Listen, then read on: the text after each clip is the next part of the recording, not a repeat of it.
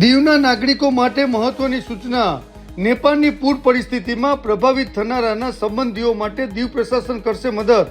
તિબેટમાં હિમ નદી તળાવ ફાટવાથી નેપાળમાં ભીષણ પૂરે તારાજી સર્જતા મોતનું તાંડવ રચ્યું છે.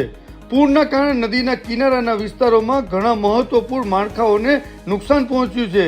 સંખ્યાબંધ ઘરો, સરકારી ઇમારતો અને કારો પૂરના પાણીમાં તણાઈ ગયા છે.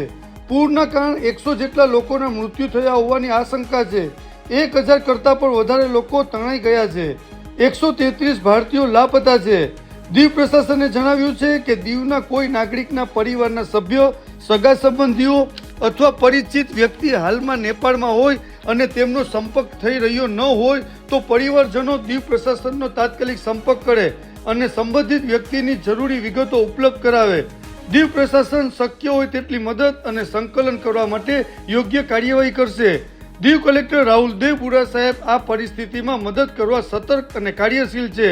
સંપર્ક 7022 50559 98241 37111. આ બંને નંબર હેલ્પલાઇન માટે આપેલ છે.